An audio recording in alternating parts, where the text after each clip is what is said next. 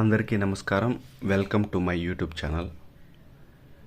తిరుమల తిరుపతి ఆలయ చరిత్ర. ప్రపంచంలోనే ప్రతిరోజు అత్యధిక సంఖ్యలో హిందువులు దర్శించుకునే అతి గొప్ప ఆలయం ఏదో తెలుసా?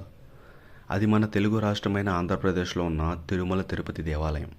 సాధారణంగా రోజుల్లోనే రోజుకు 30 నుంచి 40 వేల మంది భక్తులు దర్శించుకుంటారు. కొత్త సంవత్సరం అయితే చెప్పలేదు, 70 నుంచి 80 వేల మంది భక్తులు దర్శించుకుంటారు. ఈ ప్రత్యేకత వల్లనే ప్రపంచంలోనే అత్యధిక ధనిక దేవాలయంగా వెలువడింది. అత్యధికంగా సందర్శించడం వల్లనే గిన్నీస్ వరల్డ్ రికార్డులో కూడా నిలిచింది. అయితే ఈ ఆలయం ఎలా ఏర్పడింది, స్వామివారు ఎలా వెలిశారు, ఇందుకు ఈ ఆలయాన్ని కలియుగ వైకుంఠం అని అంటారు, మన వీడియోలో సింపుల్గా తెలుసుకుందాం. పురాణాల ప్రకారం కలియుగంలో బ్రహ్మ విష్ణు మహేశ్వరులు ఎవరో గొప్పవారో పరీక్షించేందుకు ఋషులు భృగు మహర్షిని పంపుతారు.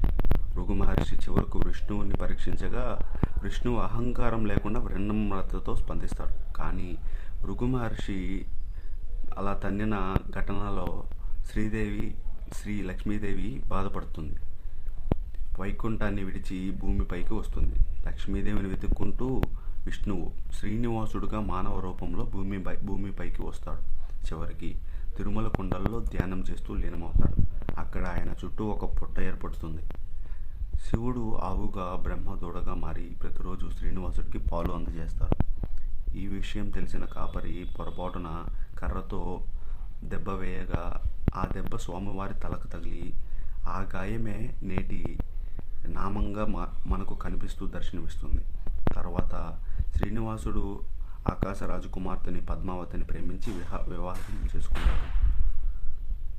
పెళ్లి ఖర్చుల కోసం కుబేరుని వద్ద అప్పు తీసుకుంటాడు.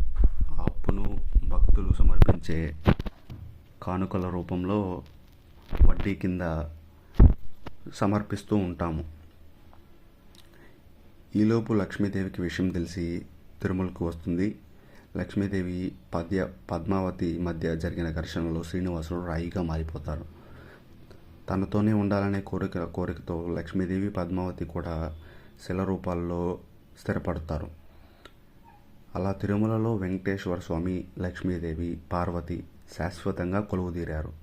చరిత్ర ప్రకారం ఈ ఆలయం తొండమాన్ చక్రవర్తి నిర్మించగా వైకావసన అర్చకులు స్వామివారి సేవలు ప్రారంభిస్తారు. దాదాపు 1500 సంవత్సరాల చరిత్ర ఈ క్షేత్రానిది.